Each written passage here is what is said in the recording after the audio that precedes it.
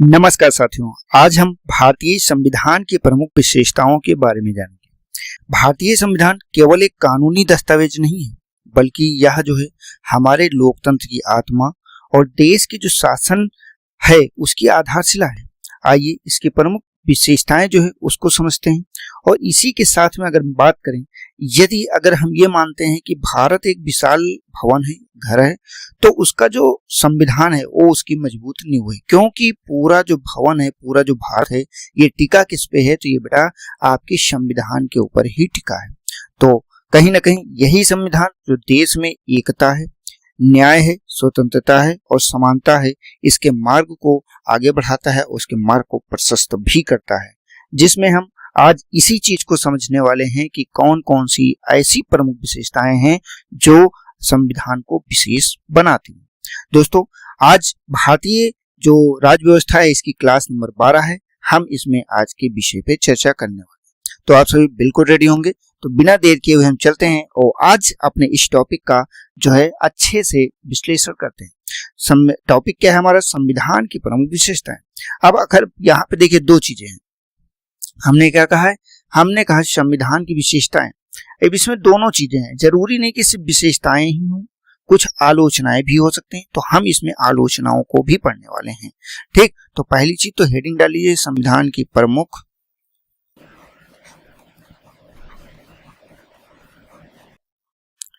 विशेषताएं।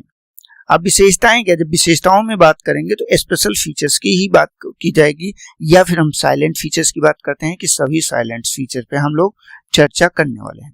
तो बेटा इसमें जो पहली विशेषता की अगर हम बात करते हैं तो एक आप सभी जानते हैं, सबसे लंबा संविधान।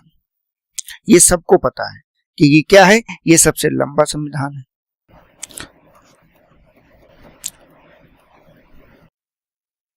अच्छा बेटा, सबसे लंबे संविधान की अगर बात करें तो कैसे लंबा है? तो इसमें आप सभी को पता है, अगर जो हमने पिछली भी क्लास में आपको बता रखा है कि अगर आर्टिकल्स की बात करते हैं तो आर्टिकल्स तो टोटल 395 हैं, और वहीं पे अगर पार्ट की बात करते हैं, भाग जिसे कहते हैं, भाग आपके 22 हैं। और अगर जो है शेड्यूल्स की बात करते हैं, अनुसूचियों की बात करते हैं, तो अनुसूचियां जो आपकी हैं ये अनुच्छेद नहीं है, अनुसूची है। ठीक, लिख दे रहे हैं, नहीं तो आप गड़बड़ कर देंगे। ठीक, अनुसूची ये कितनी है? ये आपके मूल संविधान की जब बात किया गया था तब वहां पे कितनी थी? 8 थी। ये कब की बात है? ये मूल संविधान की बात की गई थी। और वर्तमान में अगर बात करते हैं तो वर्तमान में बेटा आपकी 12 है। ये क्या की बात है? ये वर्तमान की बात है। ठीक, ये तो है आपके मूल संविधान की बात। अच्छा, यहीं पे अगर हम और चर्चा करते हैं और क्या कह देते हैं, हम कहते हैं गणना की दृष्टि से क्या स्थिति है आपकी। आज जैसे जब आपको ये वीडियो मिल रहा है तब की बात करते हैं, जून 2026 में। ठीक, 26 में। इसमें अगर आर्टिकल की बात करते हैं, आर्टिकल का जिक्र करते हैं कि कितने हैं, तो लगभग 460 आर्टिकल्स यहाँ पे आपके पाए जा रहे हैं गणना की दृष्टि से। वहीं पे अगर पार्ट की बात करता है, जो अभी तक का आयोग ने सही माना है, ये 25 पार्ट सही माना है। और अगर आपकी अनुसूचियों की बात करता है, अनुसूचियों की बात करता है, तो ये आपकी टोटल 12 अनुसूचियां हैं। ये इसकी वर्तमान जो है स्थिति है। ये क्या हुआ? ये सबसे लंबा संविधान हो गया। एक चीज तो ये यहाँ पे होगी। अब चलते हैं दूसरे स्पेशल फीचर्स पे। क्या दूसरा स्पेशल फीचर्स आपको पता है? नहीं पता है तो यहाँ पे नोट कर लीजिए, वो है विभिन्न स्रोतों से विहित। ठीक, विभिन्न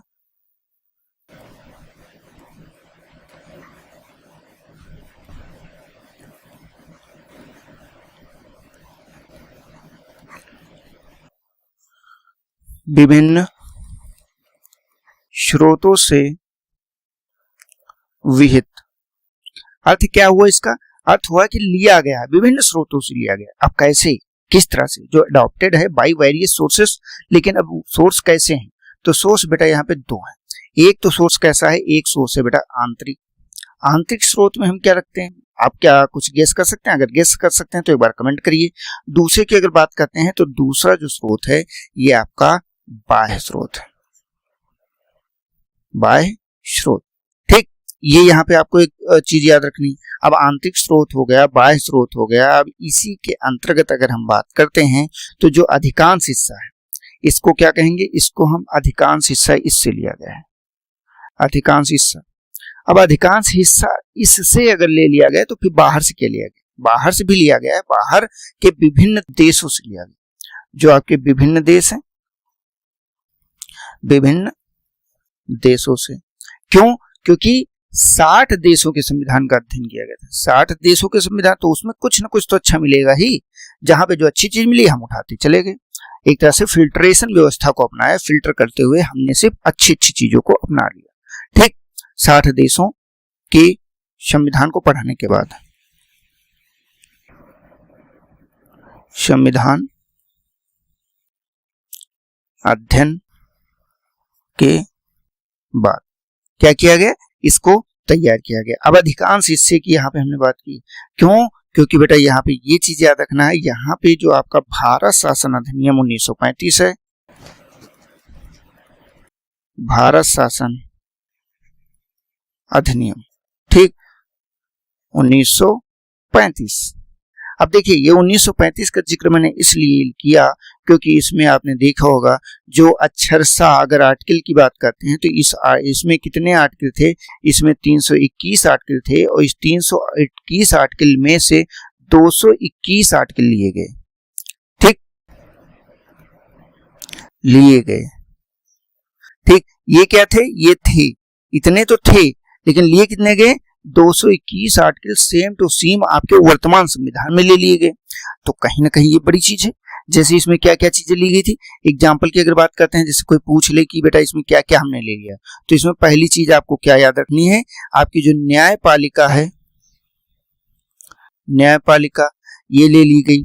इसके अलावा अगर बात करते हैं, न्यायपालिका हो गया, ठीक, अध्यादेश हो गया, अध्यादेश भी हमने इसी से उठाया है। जो आपकी कैग व्यवस्था है, कैग व्यवस्था भी इसी से हमने उठाई है। लोक सेवा आयोग जो आपका यूपीएससी है, यूपीएससी को भी इसी से लिया है। जो आपके आपात उपबंध है, ठीक, आपात उपबंध, इस चीज को याद रखिएगा, ये आपात उपबंध आपके इसी से लिए गए हैं, 1935 के अधिनियम से ही लिए गए हैं। इसके अलावा प्रशासनिक जो विवरण है, जितना भी प्रशासनिक आप स्ट्रक्चर देखते हैं वो सब कहां से लिया गया, वो सब बेटा इसी से लिया गया। प्रशासनिक विवरण ये सब कहां से लिया गया, ये विभिन्न देशों से लिया गया। ठीक, मतलब इसी 1935 के अधिनियम से ले लिया गया। या फिर इसके अतिरिक्त अगर हम बात करते हैं भारत शासन अधिनियम के अतिरिक्त किससे लिया गया, तो यहाँ पे कुछ जो पुरानी परिपाटी थी, ठीक, उनसे भी लिया गया। हमारी जो परंपराएं हैं उनसे भी कुछ चीजों को अडॉप्ट करके हमने उसको और बेहतर बना के चीजों को अपनाया है। ठीक, सबके अधिकार दिए गए, ये चीज हो गया। अब इस पे चलते हैं, इसमें जो विभिन्न देशों की बात करते हैं तो विभिन्न देशों में अलग अलग देशों हैं, अलग अलग देशों से हमने चीजों को अडॉप्ट किया है।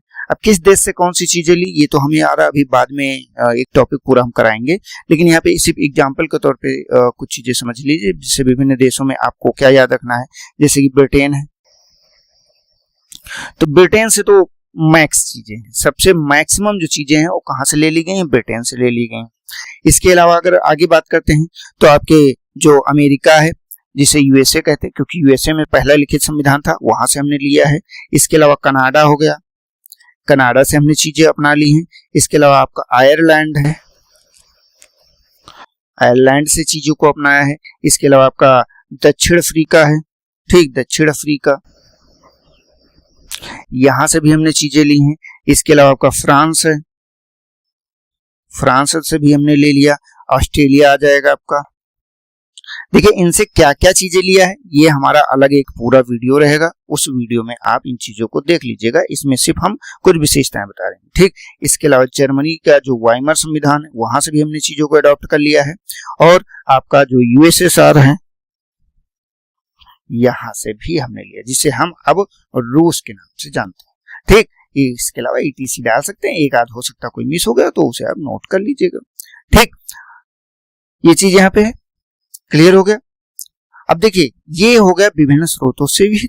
अच्छा, अब अगले चलते हैं, अगला क्या टॉपिक है, ठीक। अगर अगली हम विशेषता की बात करते हैं तो अगली भी तो कोई विशेषता होगी, तो यहाँ 3 नंबर विशेषता डालते हैं, जिसमें क्या रहेगा, ये नम्यता के साथ अनम्यता का समन्वय। आखिर ये बेटा कौन सी बला हो गई, हमने क्या कहा, नम्यता के साथ, ठीक, अनम्यता, अनम्यता का समन्वय। कुछ मेरे बच्चे ऐसे होंगे जिनको ये नम्यता और अनम्यता ही समझ में नहीं आया होगा कि ये सर जी क्या है, ये कौन सी बला है। तो देखो बेटा, इसमें ये है कि जो नम्यता होता है इसे कहा जाता है सरल, ठीक, और अनम्यता का मतलब होता है कठोर। कठोर का सेंस हुआ, जैसे मैंने आपको बताया था ना कि संविधान के प्रकार, तो संविधान के प्रकार में हमने बताया था कि संशोधन के दृष्टिकोण से देखते हैं कि कुछ सरल हैं, तुरंत संशोधित हो जाते हैं, उसमें बराबर चाहे जितना आप संशोधन करते रहिएगा, और कुछ होते हैं कठोर होते हैं जो आपका नहीं जो है संशोधित हो पाते। तो जो भारत की परिपाटी है, अगर बात करते हैं कहाँ की, भारत की, तो भारत में मिश्रित व्यवस्था अपनाएंगे। भारत में कैसी व्यवस्था है, मिश्रित व्यवस्था है। अच्छा, इस मिश्रित व्यवस्था का संदर्भ अगर देखें तो क्या है, ना ही यहाँ का संविधान लचीला है, ना ही बहुत ज्यादा लचीला कि मतलब कोई भी आए, कोई सरकार बनी और पूरा संविधान बदल के चली गई, तो ऐसा नहीं हो पाएगा। ना ही लचीला है और ना ही कठोर बेटा, ठीक, ये है मिश्रित रूप। अब अच्छा, यहाँ पे एक चीज और है, ये किस आधार पे हम इसको विशेषित कर रहे हैं, तो संशोधन के आधार पे, संशोधन के आधार पर, ठीक, संशोधन के आधार पे है। संशोधन के आधार पे मुख्यतः 3 खंड आपको यहाँ पे पढ़ने रहते हैं, ठीक, ये सेकंड नंबर हो गया,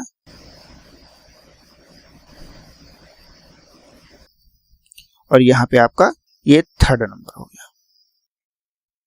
अच्छा सर, संशोधन 3 तरह के, हमने तो अभी तक 2 तरह के ही पढ़ा था। नहीं बेटा, 3 तरह का होता है, ठीक। एक होता है बिल्कुल बेटा सामान्य, ठीक, इसमें क्या विशेषता है, इसमें है 50% आपके पास होना चाहिए, और इसके अलावा 1 आपका एक्स्ट्रा सीट्स होनी चाहिए, 1 सीट, ठीक। ये कहाँ पे होना चाहिए, ये जिस भी सदन में होता है, किसी भी सदन में, किसी भी सदन में, ठीक, एलएस में भी प्लस आरएस में भी, ठीक, ये चीजें हो गई। ये सामान्यता जो है ये पास हो जाएगा, जैसे कि किसी राज्य का नाम बदलना हुआ, उसकी सीमा बदलना हुआ, ये सारी चीजें होती है। यहाँ पे अब अगले चलते हैं, इसे कहते हैं स्पेशल वीटो, मतलब स्पेशल मेजोरिटी या फिर विशेष बहुमत, विशेष बहुमत, ठीक। अब बेटा देखिए यहाँ पे क्या है, यहाँ पे आपको चीजें याद रखना, ये 2/3 होता है आपका एलएस एंड आरएस में, ठीक, किसी भी विधेयक को पास होने के लिए। एक ये हो गया, ठीक, जैसे कि मूल अधिकार वगैरह हो गया, और कुछ चीजें हैं उनको संशोधित करने के लिए। अच्छा, तो सर जी तीसरा क्या है, हम तो यही 2 जानते थे, तीसरा बेटा है यहाँ पे विशेष, तो आपको रहेगा भी विशेष बहुमत, तो रहेगा ही आपको, ठीक। मतलब क्या हुआ, ये 2/3 तो आपका रहेगा ही, इसके साथ में एक चीज और जुड़ जाती है, वो क्या होती है, आधे से अधिक राज्यों की अनुमति, आधे से अधिक राज्यों की अनुमति, ठीक। जैसे वर्तमान में अगर बात करते हैं तो वर्तमान में आपके 28 राज्य हैं, तो 28 के आधे 14 होने चाहिए, लेकिन यहाँ पे 15 किया जाता है, 15 प्लस राज्य, ठीक, उनकी भी अनुमति। अब ऐसा कैसे, जहां पे कोई संघीय बात होती है, संघीय ढांचे में परिवर्तन की बात आती है, जिक्र आता है, तो वहां पे इस व्यवस्था को हम अपनाते हैं, ठीक है बेटा, ठीक। अब यहाँ पे ये एक व्यवस्था हो गई। इसमें हमने क्या देखा, इसमें संविधान को ये देखा, ना ही ये बहुत लचीला है, ना ही बहुत कठोर है, ये मिश्रित एक व्यवस्था के आधार में है। ये एक तीसरी व्यवस्था होगी, ठीक, तीसरी विशेषता होगी। अब हम चलते हैं चौथी विशेषता पर। चौथी विशेषता क्या है, एकात्मकता की ओर झुकाव के साथ संघीय व्यवस्था, एकात्मकता की ओर झुकाव के साथ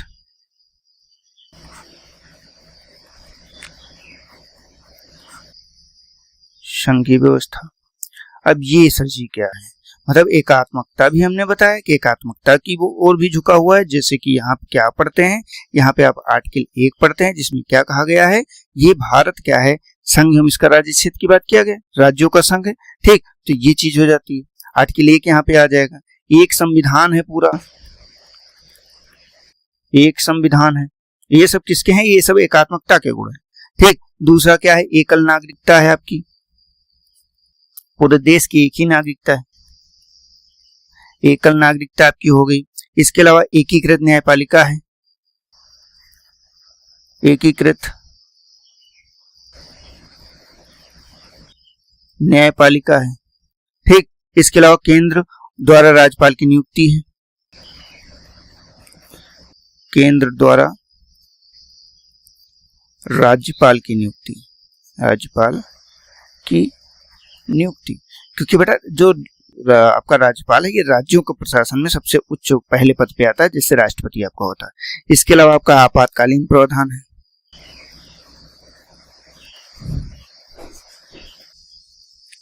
आपातकालीन प्रावधान, ये क्या है, ये ईटीसी आप डाल सकते हैं।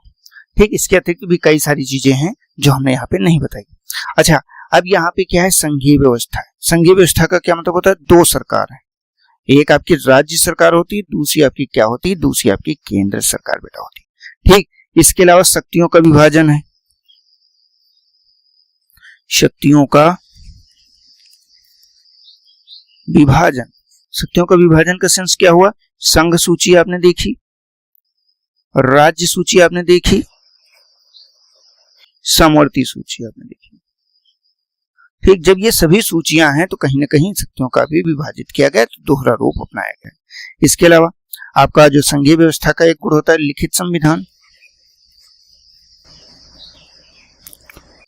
लिखित संविधान भी भारत का पाया जा रहा है। इसके अलावा क्या है, संविधान की सर्वोच्चता, ये भी संघीय व्यवस्था का हाई जो है आपका अंग है, संविधान सर्वोच्चता। ठीक, ये चीजें। इसके अलावा आपका स्वतंत्र न्यायपालिका,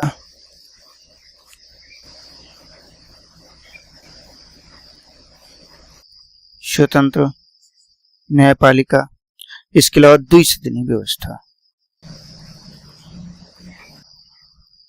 द्विसदनीय व्यवस्था, ईटीसी। ये मैंने क्या बताया है, ये मैंने कुछ ऐसी चीजें बताई हैं जो आपको ये याद रखना है कि बेटा आपकी ये सारी चीजें होती हैं, ये सारी चीजें आपकी हैं।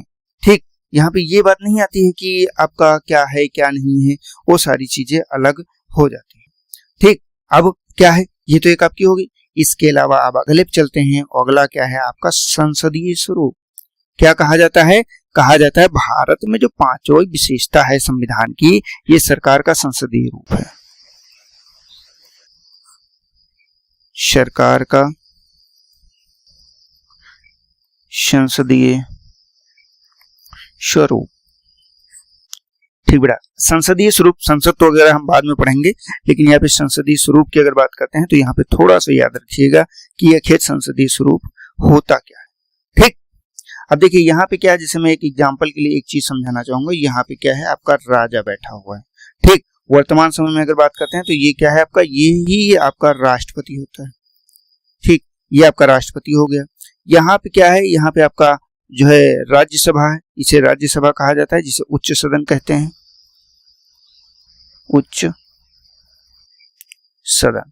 ठीक, और यहाँ पे क्या है, यहाँ पे आपका लोकसभा है। ठीक, जिसे क्या कहते हैं, जिसे निम्न सदन कहते हैं, निम्न सदन, ये यहाँ का निम्न सदन हो जाता है। ठीक, अच्छा, अब देखिए यही जो व्यवस्था है, ये जो व्यवस्था हुई, यही निर्मित हो जाती है आपकी संसद। ठीक, इसे क्या कहते हैं, इसे कहते हैं व्यवस्थापिका या विधायिका, व्यवस्थापिका, ये यहाँ पे।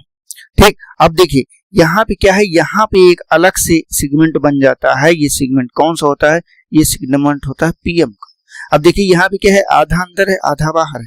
ठीक, अब अंदर बाहर जो की बात कर रहे हैं, यहाँ पे जो है ये इनका पूरा क्या होता है, ये इनका पूरा मंत्रिमंडल है।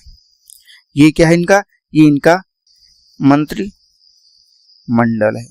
ठीक, और ये किसकी बात हम कर रहे हैं, ये आपकी कार्यपालिका हो गई, ये आपकी कार्यपालिका है। अच्छा, अब यहाँ पे एक चीज खास है, खास की क्या बात है, अगर हम यहाँ पे बोलें खास क्या है, तो जो यहाँ का आपकी कार्यपालिका है, ठीक, ये जो कार्यपालिका है, ये उत्तरदायी की बात कर रहे हैं,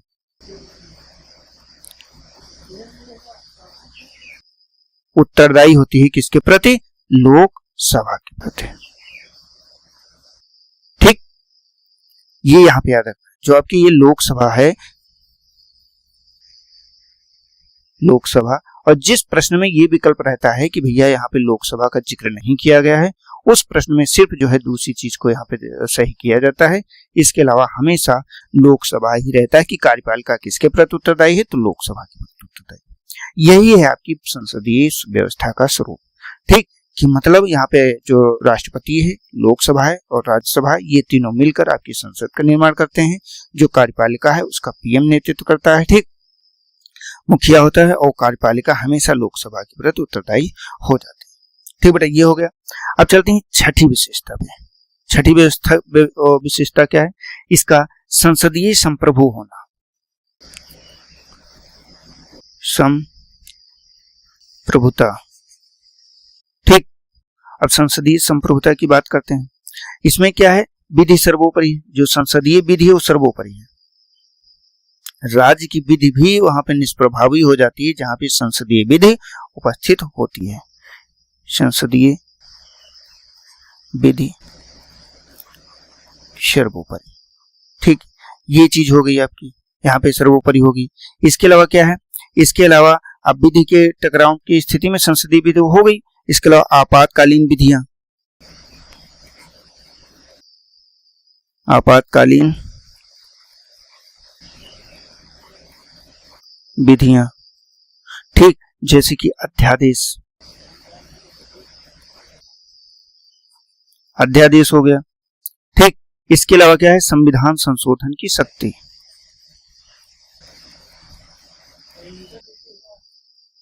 संविधान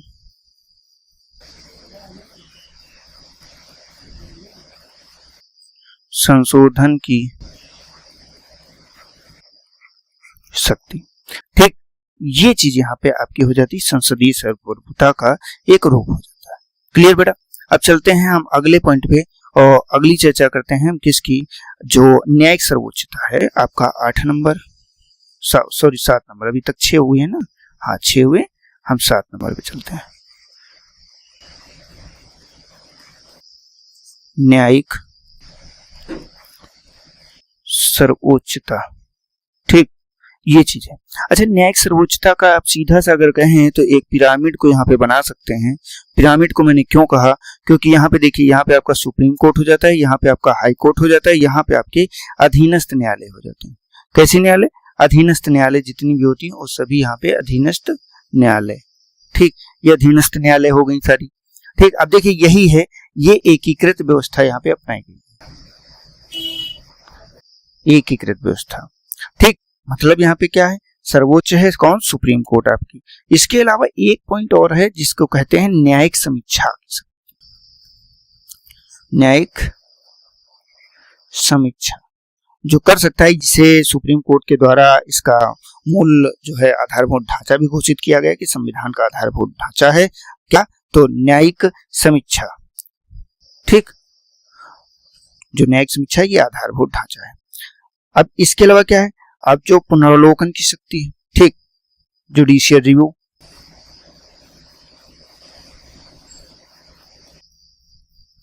न्यायिक पुनरावलोकन, पुनरावलोकन की शक्ति। ठीक बेटा, तो ये आपके न्यायिक संदर्भ में हो। अब आगे बढ़ते हैं और आगे भी हम चर्चा करते हैं। किसकी चर्चा हम आगे करेंगे? आपके संसदीय संप्रभुता और न्यायिक सर्वोच्चता के बीच में समन्वय स्थापित कर दिया गया है। ठीक, इसके अलावा जो एकीकृत और स्वतंत्र न्यायपालिका जो बनाई गई है, यह आपकी विशेषता हमने आपको बता दी कि यही व्यवस्था है। और अगर कोई निर्णय सुप्रीम कोर्ट के द्वारा दिया जाता है, इसमें चाहे नोट कर लीजिए, अगर कोई निर्णय दिया जाता है उस निर्णय को यहाँ पे इम्प्लीमेंट करना अनिवार्य है। इम्प्लीमेंट वो निर्णय होता है यहाँ पे। ठीक, जो भी न्यायिक आदेश होते हैं उनको मान्य होते हैं, सरकार के ऊपर भी लागू होते हैं।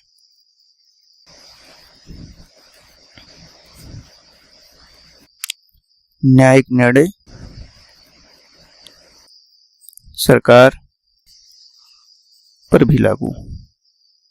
ठीक, मतलब अगर कोई आदेश दे दिया है न्यायालय ने तो भैया उस आदेश को मानिए, चाहे आप भले जो है सरकार में बैठे हों। ठीक, तो इस तरह से इस चीज को यहाँ पे क्या रखना है, याद रखना है। क्लियर हो जाता है यहाँ पे। हाँ ठीक। और एक चीज है, जैसे कि न्यायिक सर्वोच्चता की अगर बात करते हैं तो जो ये आपके जितने भी न्यायपालिका के न्यायाधीश होते हैं ना, इनके कार्यों की चर्चा संसद में नहीं की जा सकती। न्यायाधीश के कार्यों की चर्चा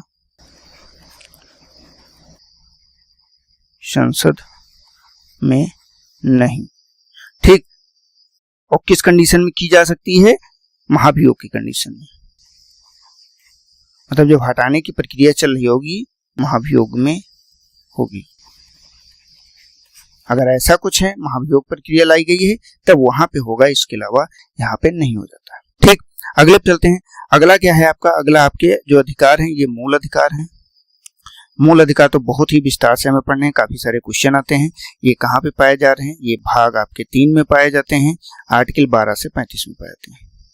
आर्टिकल 12 से 35 कई तरह के मूल अधिकारों को यहाँ पे वर्णित किया गया है। जैसे कि पहली चीज तो समानता दी गई है सबको, कि भैया आप सभी समान हो जाएं। ठीक, पहली समानता हो जाती है। इसके बाद की अगर बात करते हैं तो आपकी स्वतंत्रता दे दी जाती है कि बेटा आप स्वतंत्र भी हो जाइए, स्वतंत्रता दे दी गई। इसके बाद की अगर बात करते हैं तो शोषण के विरुद्ध हो जाता है। ठीक, शोषण के विरुद्ध कि अब आपका कोई शोषण भी ना कर पाए। इसके अलावा क्या है, इसके अलावा धर्म की स्वतंत्रता दी जाती है, धर्म की स्वतंत्रता, धर्म की स्वतंत्रता हो गई। इसके अलावा संस्कृति एवं शिक्षा का, इसके बाद क्या है, संस्कृति व शिक्षा के अधिकार दिए गए। तो देखिए यहाँ पे 1 2 3 4 5 हो गए। अच्छा, अब इसके बाद क्या है, इन सभी के लिए एक और अधिकार दिया जाता है जिसे कहा जाता है संवैधानिक उपचार का अधिकार। ठीक, ये चीज यहाँ पे खास हो जाती है कि पूरी तरह से आपको संवैधानिक उपचार दिया जाएगा। ये किस में दिया गया है, ये आपके आर्टिकल संख्या 32 में दिया गया। अगर समानता की बात करते हैं ये 14 से 18 है, 14 से 18 है। स्वतंत्रता की अगर बात करेंगे तो ये कहाँ पे है, ये 19 से 22 है, 19 से 22 है। शोषण के विरुद्ध बात करेंगे तो 23 एंड 24 है। ठीक, और इसकी बात करेंगे तो ये 25 से 28 है, 25 से 28 हो जाएगा। और इसकी बात करेंगे तो ये आपका 29 एंड 30 है। ठीक, और ये 32 है। अब एक को हटाया भी गया, किसको हटाया गया, वो हटाया गया आपकी संपत्ति के अधिकार को। ठीक, तो यहाँ पे आप चाहे नोट कर लीजिएगा, संपत्ति 44वें कॉन्स्टिट्यूशन अमेंडमेंट 1978 से कहाँ रख दिया गया, 300 का में। आर्टिकल कहाँ पे था, आर्टिकल आपका 31 में था। ठीक, यहाँ पे हटा के उसको वहां पे ले जाएगा। अच्छा ठीक है, इसी भाग को यहाँ पे एक क्लाज और याद रखना है कि जो आपके BR अम्बेडकर जी हैं,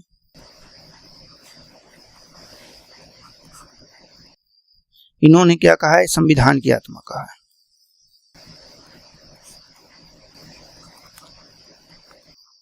संविधान की आत्मा, ये इसकी क्या है, ये एक इसकी विशेषता हो जाती है। क्लियर बेटा। अब इसके बाद आगे थोड़ा सा और बढ़ते हैं और अगली विशेषता की हम चर्चा करते हैं।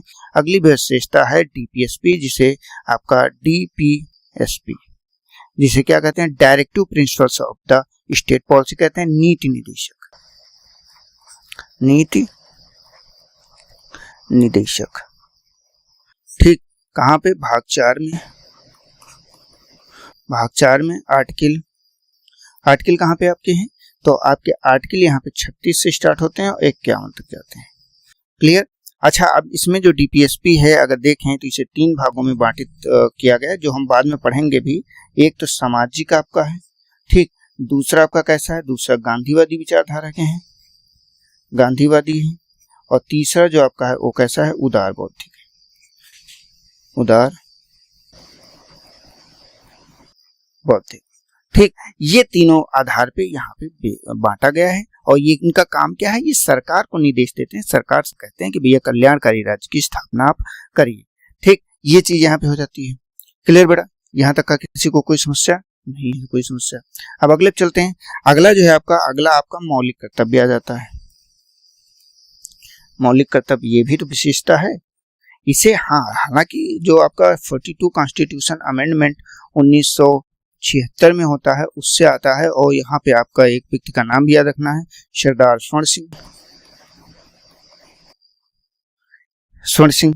ठीक, इन्हीं की समिति की सिफारिश पे रिकमेंडेशन के बाद इसे लागू किया जाता है। और इसमें अगर कहें किस आर्टिकल में रखा गया है तो भाग आपका कौन सा है, भाग आपका 4A है, आर्टिकल आपका 51 है, 51A या 51 का यहाँ पे कह सकते हैं। ठीक, ये क्या है, ये इससे जो है आपका है। इसमें क्या है, इसमें टोटल जो अधिकारों की संख्या है आपके 10 थी 42 से और +1 कर दिया गया। ये किससे किया गया, ये 86 से किया गया, तो टोटल संख्या 11 आपकी इस समय वर्तमान में है। ठीक, इस चीज को यहाँ पे क्या रखना है आपको, इस चीज को यहाँ पे याद रखना है। ठीक, क्लियर बेटा, ये चीज यहाँ पे हो गई। अगले चलते हैं, अगला क्या है आपका, अगला है एक धर्मनिरपेक्ष राज्य।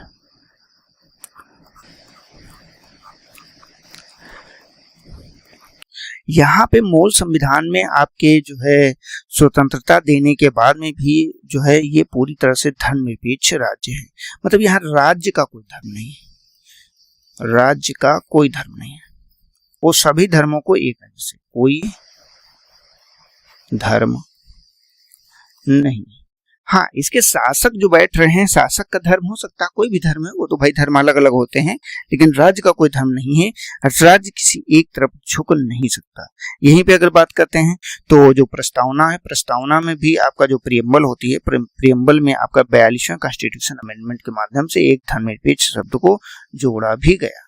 ठीक, प्रस्तावना में शब्द जोड़ा गया 42 constitution amendment, CA constitution amendment 1976 से। ठीक, कौन सा शब्द था, धर्मनिरपेक्ष, धर्मनिरपेक्ष। ठीक, इस शब्द को यहाँ पे जोड़ दिया गया। ठीक, कोई विशेष महत्व किसी भी धर्म को यहाँ पे नहीं दिया जाता है। क्लियर बेटा, ठीक, सारी स्वतंत्रता भी दी गई, इसके अलावा भी यहाँ पे ऐसा कोई भी प्रावधान नहीं किया गया कि ऐसा कुछ हो। क्लियर, आगे चलते हैं, अगले की बात करते हैं। तो अगला जो आपकी यहाँ पे विशेषता है ये आपकी एकल नागरिकता है। ये मैं आपको पहले भी बता चुका हूँ। ठीक, लेकिन नोट कर लीजिएगा, एकल नागरिकता सिर्फ भारत की, और राज्य की कोई पहचान नहीं, राज्य की कोई पहचान नहीं है। ठीक, राज्य की किसी भी प्रकार की कोई भी पहचान यहाँ पे नहीं है। हाँ, जैसे कुछ देश ऐसे हैं, जैसे दोहरी नागरिकता की बात करते हैं, कुछ जगह है जैसे USA हो गया, यूनाइटेड किंगडम हो गया, ऑस्ट्रिया हो गया, स्विट्जरलैंड हो गया, यहीं पे चाहे नोट कर लीजिए दोहरी। ठीक, एग्जाम्पल है दोहरी के, ये कौन से, ये USA आप लिख सकते हैं, यूनाइटेड किंगडम लिख सकते हैं, UK लिख सकते हैं, ऑस्ट्रिया लिख सकते हैं, स्विट्जरलैंड लिख सकते हैं, स्विट्जरलैंड। ठीक, अच्छा, एकल नागरिकता में भी कुछ लोग हैं। ठीक, अगर इनके एग्जाम्पल की बात करेंगे तो एग्जाम्पल क्या हो जाएगा, पहला तो आपका भारत ही हो जाएगा, भारत के बाद आपका सिंगापुर हो जाएगा, इसके बाद आपका सऊदी अरब हो जाएगा।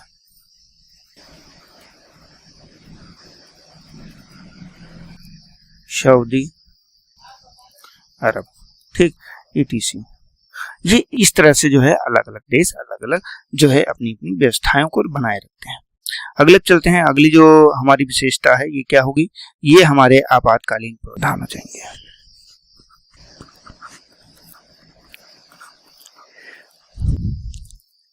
आपातकालीन प्रावधान, ठीक बेटा, ये है। अब देखिए ये क्या है, किसी भी असामान्य परिस्थिति के लिए, सामान्य के लिए नहीं है कि कभी भी आप प्रयोग कर लें।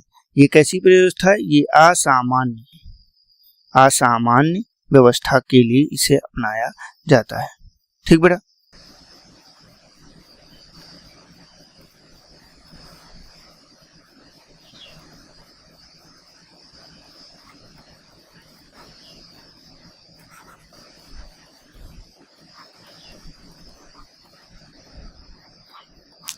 जो असामान्य परिस्थिति है उनके लिए। ठीक, अब देखिए यहाँ पे क्या है, यहाँ पे 3 प्रकार हैं इसके। कितने प्रकार हैं? 3। अब 3 प्रकार कौन से हैं? पहला तो है आपका राष्ट्रीय आपातकाल। ठीक, आर्टिकल कौन सा है आपका? आर्टिकल 352 है, ये आपको फिर से पढ़ना है। ये 3 आधारों पे लगता है। एक तो आपका बाह्य युद्ध चल रहा होता है, दूसरा आक्रमण हो जाता है कहीं से, ठीक, तीसरा है सशस्त्र विद्रोह। सशस्त्र, पहले तो आंतरिक अशांति थी, बाद में जो है इसे 44वें संशोधन से इसे सशस्त्र विद्रोह कर दिया गया है, सशस्त्र विद्रोह ये है। दूसरा क्या है? राज्य में आपातकाल, राज्य में आपात, ठीक, इसे एक अन्य नाम से जानते हैं राष्ट्रपति शासन,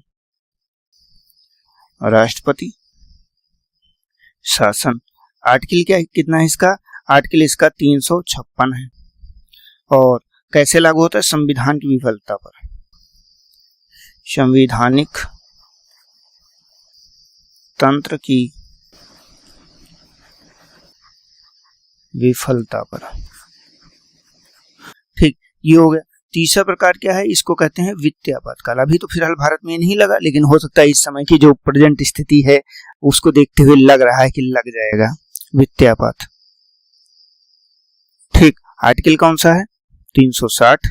ये वित्तीय अस्थिरता की स्थिति में लगाया जाता है। क्लियर बेटा? ये चीज यहाँ पे आपकी हो जाती है। अगले चलते हैं, तो अगला क्या है? आपकी त्रिस्तरीय सरकार है। त्रिस्तरीय सरकार, तो आप कहेंगे सर त्रिस्तरीय सरकार तो हमने नहीं देखा। एक देख लीजिए, एक क्या है? केंद्र हो गई, इसके बाद क्या है? पहला क्या है? केंद्र हो गई, दूसरा क्या है? आपके राज्यों में है, राज्यों में, और वो भी सभी राज्यों में, जितने भी राज्य हैं सभी राज्यों में, ये दूसरे पे हो गया। तीसरे में क्या है? तीसरे में यहाँ आपका स्थानीय है, स्थानीय। अब स्थानीय के लिए आपको देखिए, ये पहले से नहीं था, ये 73वें और 74वें कॉन्स्टिट्यूशन अमेंडमेंट 1992 से लाया गया, उसके पहले नहीं था, उसके बाद में इसे लाया जाता है। ठीक, इसीलिए क्या है? इसके लिए भी आपको याद रखना है कि जैसे आपकी 11वीं अनुसूची जोड़ी गई, इसके लिए क्या है? 12वीं अनुसूची जोड़ी गई, और उसके बाद इसके लिए विशेष जो है यहाँ पे चीजें प्रदान कर दी गई। ठीक, ये तो एक व्यवस्था होगी। इसके अलावा एक चीज और विशेषता दी जाती है, वो कौन सी विशेषता है? वो आपकी यहाँ पे जो आपकी जो क्या कहते हैं सहकारी समितियां हैं ना, वो भी यहाँ पे दी हुई है।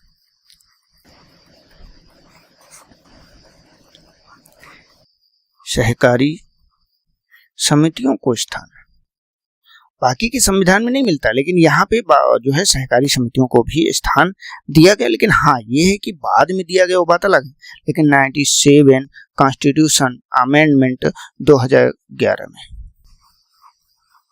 में ठीक, इसको संवैधानिक दर्जा दिया गया, इसके पहले नहीं था। ठीक, इसके बाद ही यहाँ पे चीजें था। तो कुल मिला के देखा जाए तो इसमें कई सारी हम लोगों ने विशेषताओं को यहाँ पे पढ़ लिया है। अब हमारी विशेषताएं तो यहाँ पे लगभग कंप्लीट हो गई हैं। ठीक, हमारी कौन कौन सी विशेषताएं हैं उनकी हमने चर्चा कर ली। अब यहाँ पे क्या है, कहें डीमेरिट्स की बात करें या फिर कहें आलोचनाओं की, तो एक हेडिंग डाल लीजिए संविधान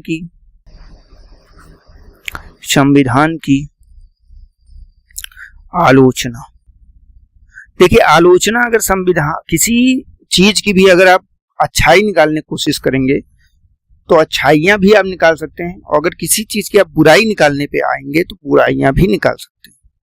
ठीक, जैसे कि वर्तमान सरकार के संदर्भ की बात करें तो अभी जो है 12 साल पूरे हो गए हैं, 12 साल पे उपलब्धि गिनाई जा रही है, हर एक चीज किया जा रहा है, बताया जा रहा है कि जो है हमने उज्ज्वला योजना दे दिया, इतने लोगों को दे दिया, इतनी महिलाओं को हमने खाना पहुंचाया उन तक।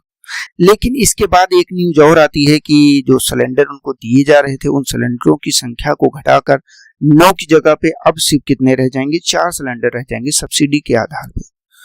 और एक डाटा भी साथ में आता है कि औसत जो सिलेंडर की खपत है वो 4.5 का है, 4.80 का है। ठीक, यहाँ पे मैं एक पेज पे थोड़ा सा समझाने का प्रयास करूंगा। औसत अगर कहें कि जो औसत सिलेंडर है, कहाँ पे? मैं उज्ज्वला के संदर्भ में बात कर रहा हूँ। ठीक, बाकी किसी के संदर्भ में 4.8 है, ये औसत है खपत। और आपने नियम कितना लगा दिया? नियम आपने लगा दिया कि हम 4 ही देंगे एक वर्ष में। अच्छा एक चीज बताइए कि 4 सिलेंडर 4.8 का औसत है और वहीं पे बिना इसके अगर बात करते हैं तो औसत कितना जाता है? औसत उसका जाता है आपका 6.8 है शायद कि 6.5 है, ऐसा ही कुछ है डाटा। ठीक, मतलब आपका जो है 6.5 सिलेंडर के आसपास जो है ये फिलिंग होती है। अब एक चीज बताइए, आखिर उज्ज्वला में इतना कम सिलेंडर फिलिंग क्यों होती है? आपने एक बार तो दे दिया फ्री ऑफ कॉस्ट, लेकिन क्या आपने इस चीज को कभी देखा कि ये जो गरीब तबका है या गरीब जो परिवार हैं, जो महिलाओं को आपने सिलेंडर दिया, उनके पास इतनी आय है कि वो उस चीज को क्या कर सके, दोबारा रिफिल करवा ही नहीं पाते। बहुत सारे लोगों के घरों में देखा जाता है कि रिफिल हो ही नहीं पाता। ग्रामीण क्षेत्रों में तो बिल्कुल रिफिल नहीं हो पाता, किसी मजबूरी में ही वो सिलेंडर का उपयोग करते हैं। ऐसा नहीं है कि वो हर एक चीज सिलेंडर पे ही बनाते, वो ये कहते हैं कि ये इमरजेंसी की सामग्री है, जब कोई आ जाए, रिश्तेदार आ जाए, कोई बहुत खास बात हो, तब हम उज्ज्वला का सिलेंडर भराएंगे। उनको ये नहीं पता ये उज्ज्वला का। लेकिन अब अगर आप सिलेंडर की कीमत, मतलब उसकी क्या कहें, उसकी संख्या घटा देंगे तो कैसे काम चलेगा? ठीक, लेकिन चलिए, ये सरकार है, सरकार अपनी उपलब्धियां भी गिनाती है और इसी के आधार पर ही इनका जो है दूसरा कार्यकाल बना था उज्ज्वला के आधार पे, है ना। कई सारी चीजें होती हैं, वो अलग चीजें हैं। चलिए, हम आलोचना की बात कर रहे हैं। आलोचना सभी सरकारों की होती है, मैं ऐसा नहीं कि इस सरकार की आलोचना करूं, लेकिन इस समय इस सरकार की आलोचना जो करने वाली है, जो एक अध्यापक के तौर पे नजर आती हैं कि चीजें नहीं हो पा रही। पेपर लीक है, लगभग 99 पेपर लीक हो गए। शिक्षा मंत्री ने कोई भी जवाब नहीं दिया। अरे कई सारे मुद्दे हैं भाई, आप क्यों नहीं उन चीजों पे ध्यान दें? शिक्षा को आपने दरकिनार कर दिया। एक तरह से देखा जाए तो इस शासन व्यवस्था में सबसे बुरी जो गति होती है वो शिक्षा व्यवस्था की होती है ना। तो ये एक चीज है। हो सकता अगर किसी के हाथ ये वीडियो लग गया तो हो सकता वीडियो क्या चैनल भी ब्लॉक करवा दें, हमको उठवा के रखवा लें अपने जेल में। इस तरह की तो सरकार है इस समय।